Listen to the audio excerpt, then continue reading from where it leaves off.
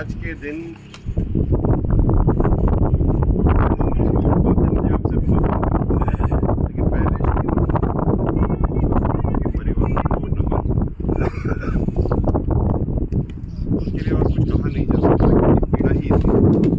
पीड़ा दो तरीके से बढ़ी। सब बात कर रहे थे, चर्चा कर रहे थे कि हम कहाँ आए, कहाँ पहुँचे, क्या हुआ, क्या करेंगे। तो एक बात मैं कहना चाह रहा हूँ कि काम तो हो रहे हैं, सबको पता नहीं। ओमान ने और इनकी टीम ने पिछले 3 सालों में ये काम मेरे से इनकी चर्चा रेगुलरली होती रहती थी सुबह। हमने आप लोगों को नहीं बताया क्योंकि बातें करने में और काम करने में फर्क होता है। ये काम हो गया, बातें हम पिछले 5 साल से करते हैं और आपने जो बात कही ठीक कही कुमार कि यहाँ पर दीवार होनी चाहिए क्योंकि शाम सवेरे जो यहाँ पे कार्य होते हैं वो बंद होने चाहिए। और विडम्बना इस बात की है कि आने वाले जो शाम को आते हैं वो भी यहीं से आते हैं। तो पहले ज़मीर झांकना हमें ज़रूरी है, भीतर देखना ज़रूरी है। सीधी बात करूँ, देखो लपेट करके मारने की आदत नहीं है। बात हो रही थी, एक बात अभी चली थी थोड़ी देर पहले, मैं सारी एक करके सारी समाप्त करता हूँ, फिर अपनी बात रखूँ। आरक्षण खत्म हो रहा, भैया कोई खत्म नहीं हो रहा, ये कन्फ्यूजन आप दूर कर दीजिए, कोई खत्म नहीं हो रहा आरक्षण। जो यहाँ पर कोर्ट में केस चल रहा है, जब 2019 में हम पटरी पे सब बैठे, कर्नल साहब भी थे, हम सब, तब समझौता जब हुआ था तो ये बात बहुत क्लियर भी हो गई थी कि कोई भी टेक्निकल इशू अगर आए, किसी भी तरह से अगर आरक्षण के ऊपर कोई गाज गिरे तो ये जिम्मेदारी सरकार की होगी कि ये आरक्षण चलता रहे। पहली बात तो ये। दूसरी बात,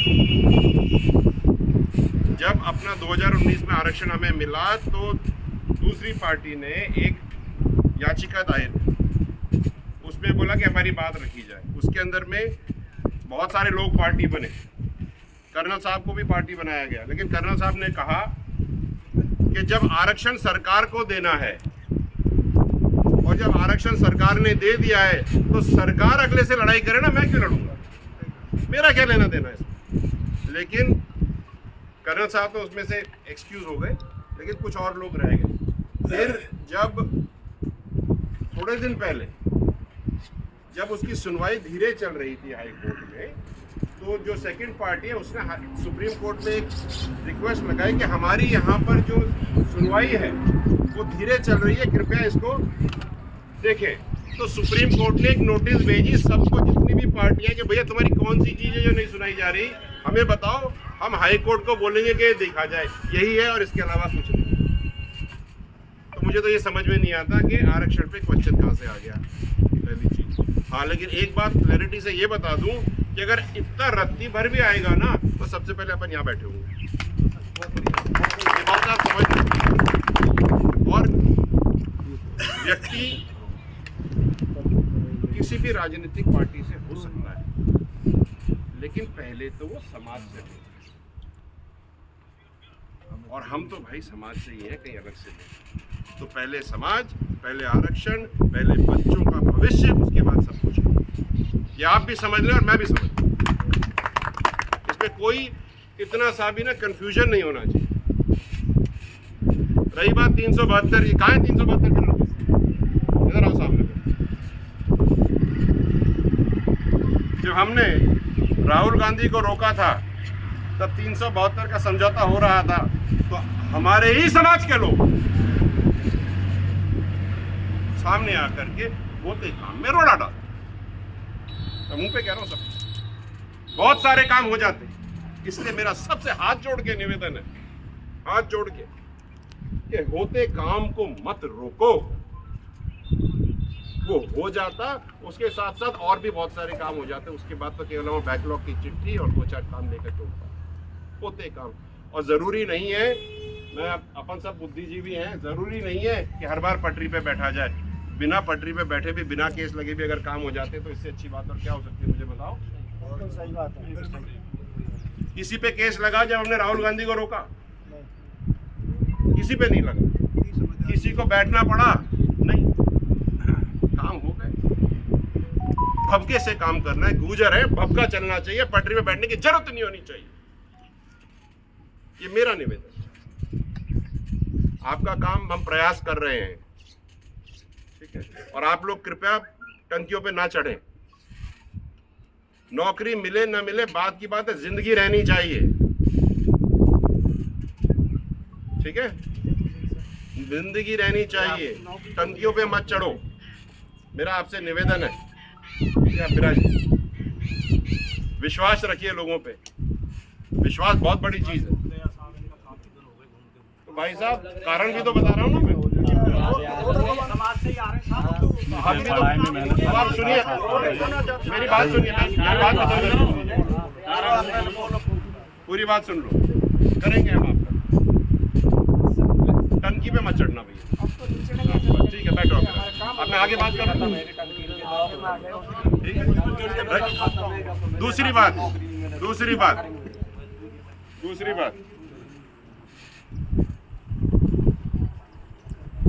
समाज में बहुत लोगों को नौकरियां मिली। हाँ, इस बात की पीड़ा जरूर है कि यहाँ आने चाहिए थे, कम से कम जो 50 किलोमीटर के दायरे में वो तो आने चाहिए। ये हमारी इच्छा है, हो नहीं पाया किसी कारण से। हो सकता है कि सरकार ने छुट्टियां सबकी रद्द कर रखी हैं, हो सकता है, उससे भी हो सकता है, कोई भी कारण हो सकता है, लेकिन ये होना चाहिए। अभी हमें बहुत सफर करना है। हम कहते हैं कि हमारा काम हुआ नहीं, अरे कुछ भी नहीं हुआ। अभी तो केवल आरक्षण मिला है, बच्चे पढ़े हैं, नौकरी लगे, इसके आगे क्या है? केवल नौकरी ही सब कुछ नहीं है। डीएनटी बहुत बड़ी चीज है, डीएनटी के ऊपर अभी काम शुरू करेंगे। रोस्टर प्रणाली को उल्टा करना है। आरक्षण मिलता भी है और नहीं भी मिलता, इस पे तो कोई चर्चा ही नहीं करती। बात करो ना इस पे। फिर कहते हैं कि 5% आरक्षण था, नौकरियां 20 आई, हमको तो एक भी नहीं मिली, हमारा आरक्षण कहाँ गया? रोस्टर खा गया। इस पे बात करो, पढ़े लिखों की बात करो, समझदारी की बात करो, खास करके वो लोग जो इसको करवाना चाहते हैं।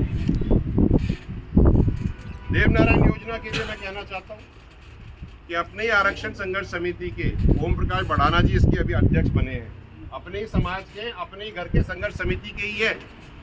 मैं तो उन पे विश्वास करता हूं कि कुछ करेंगे, और नहीं करेंगे तो अपन बैठेंगे। लेकिन एक बार तो आचार संहिता खत्म होने के बाद उनको मौका दिया जाए, ये बात रखी जाए कि भैया ये दिक्कतें, जो दिक्कतें मैं उनको बता चुका हूँ। जिस दिन उन्होंने पद लिया था उसके अगले दिन सुबह 9 बजे आए थे, मैंने स्पष्टता से उनको एक एक चीज़ बता दी थी कि ये सब काम अपने करने हैं। उन्होंने कहा कि हम इसको करेंगे, अगर नहीं करेंगे तो ढाक के 3 बार हम चलेंगे। एक मौका तो देना चाहिए कि नहीं देना चाहिए? बच्चियों के कल परसों में जो रिजल्ट आए 99.6, क्या रिजल्ट 0.6, 0.4 दोनों आए। कितना बढ़िया रिजल्ट है। हमको इन चीजों को देखना चाहिए। जो चीजें कम हैं हमें उनकी भरपाई करने का प्रयास करना चाहिए, और जो चीज है उसको और आगे बढ़ाना चाहिए। 48% जनसंख्या महिलाओं की है अपने समाज में, हमें महिलाओं को आगे बढ़ाना चाहिए। सामाजिक तौर से, राजनीतिक तौर से वो बढ़ती नहीं दिख रही मुझे। सामाजिक तौर से मैं तो विजय बंसला के नाम से और आपके परिवार के नाम से एक चीज कह रहा हूँ, एक जगह ठीक है ना, ऐसी कोई चीज नहीं है जो नहीं हो सकती, सब होगा। जो स्पीड पहले थी हमें लग रहा है वो धीरे हो गई, क्योंकि कुछ ग्राउंड में नहीं हो रहा। भाई ग्राउंड में करो तो क्या करो, चलो चल के अपनी पटरी फाड़ देते हैं। किस चीज के लिए फाड़? आप बताओ क्यों? हर चीज का समय, हर चीज की नजाकत और सामाजिक चीज को ध्यान में रखते हुए करनी चाहिए। ये नहीं कि हम करना चाहते। हर व्यक्ति के ऊपर, अभी देखो केसेस अभी खत्म नहीं हुए, अभी सरकार बनेगी तो मैं, जो भी बनेंगे मंत्री, उनसे रेलवे के केस पहले निपटवाएंगे। अभी 2-3 शिकायत अभी बता, वो नोटिस आई है, भगत जी को भी आई है, मेरे को भी आई है।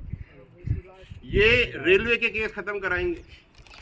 जो हमारे हम बात करते हैं कि भैया राजनीतिक तौर से सामाजिक राजनीतिक नहीं होना चाहिए, क्योंकि उससे समाज को बल मिलता है। अपन सब मिल करके जो भी मंत्री बनेंगे रेलवे के, उनसे मिल करके पहले तो रेलवे के केस खत्म करें, क्योंकि रेलवे का एक भी केस खत्म नहीं हुआ अभी तक। आपको मैं समझा दूं, सच्चाई में जियो भैया। तो काम बहुत है करने। देवनारायण योजना के बच्चे, लोग कहते हैं, फोन आते हैं कि साहब हमको एडमिशन नहीं मिला, आप एमबीसी के अरे फॉर्म ही नहीं भरते भाई, फॉर्म ही नहीं भरते। और जो दीवान जी कह रहे थे, बिल्कुल सही है, धौलपुर वाली कहानी। मेरे पास तो वीडियो भी है, वो कमरे में पीटता रहता है, रोटी नहीं देता खाने को। लेकिन बैग उठाने वाले भी तो समाज के ही थे। उससे पूरी बात बोलो ना, आधी बात क्यों बोल रहे? उस व्यक्ति को सिस्टम में लाने वाले भी अपने ही थे। उससे मोटे मोटे नोटों के बैग लेने वाले भी अपने ही थे। तो आज गाली क्यों दे रहे हो? उसको तो सब चुप हो जाते हो सबके सब। हम लोगों ने जानबूझ के अपने बच्चों के भविष्य के साथ खिलवाड़ करी है। उसका नतीजा ये है, जब फॉर्म्स भरे जा रहे थे, जब ये सिस्टम चल रहा था, क्यों दीवान जी, कोचिंग का, आप तो स्कूल चलाते हो, आपको भी तो पता है। जब हम सो रहे थे, तब सो रहे थे? हम सो रहे थे उस टाइम। नहीं, सो नहीं रहे। हेलो, सुनो मेरी बात सुनो। इतने सारे स्कूल हैं, सब जगह ये प्रॉब्लम है। ये प्रॉब्लम ठीक करनी, जो हो गया उसको छोड़ो, मट्टी डालो। आगे क्या करना है वो बात करो। तो सिस्टम चेंज होगा, एडमिशन का प्रोसेस चेंज होगा, जिससे कि जो गरीब बच्चा है, क्योंकि विडंबना इस बात की नहीं है कि ये जुगाड़ चल रही है, विडंबना इस बात की है कि जो फटी धोती और कुर्ते में पटरी में बैठा था, उसके बच्चे को एडमिशन नहीं मिला। दिक्कत ये है, ये मेरी विडंबना। और भाई साहब बहुत काम करना है, अभी तो शुरुआत हुई, बहुत काम करना है। और आज हम शहीद स्थल पे बैठे हैं। शहीद स्थल पे हम फिर 1 साल बाद बैठेंगे और फिर बही गाथा देंगे कि इस साल में ये हुआ और ये अपन ने मिल करके कर लिया, तब तो लगेगा कुछ काम हुआ। और मैं एक निवेदन आप सबसे करना चाहता हूँ, निजी महत्वाकांक्षा के भीतर आकर के समाज हित को साइड में मत रखो महाराज। जिस दिन ये बात करना बंद कर दोगे, उस दिन सारे काम सार्थक हो जाएंगे। और मेरा तो घर का दरवाजा 24 घंटे खुला है, जगतपुरा रहता हूं भैया, आओ रहो। घर में आने जाने से प्यार बढ़ता है। और आपको नई बात जो अभी कह रहा था हाकिम, सही कह रहा है, राजनीतिक तौर से बिछड़ गए। मिला क्या? और ऐसा क्यों मिला? क्योंकि जहां एक होता है दूसरा, एक नाग के भगत जी वही कहते थे हरप्रसाद जी, एक नाग नाद तो एक सांप नाद। हमको विचार करके दोनों तरह से, सामाजिक तौर से और राजनीतिक तौर से, दोनों तरीके से आगे बढ़ने के ऊपर मंथन करना है भैया। मेरा आप सबसे इतना सा ही निवेदन था। अपन 1 साल बाद फिर बैठेंगे, चर्चा करेंगे, काम करेंगे। गलतियां होंगी, बिल्कुल होंगी साहब। गलती नहीं होने का एक ही कारण है, काम मत करो।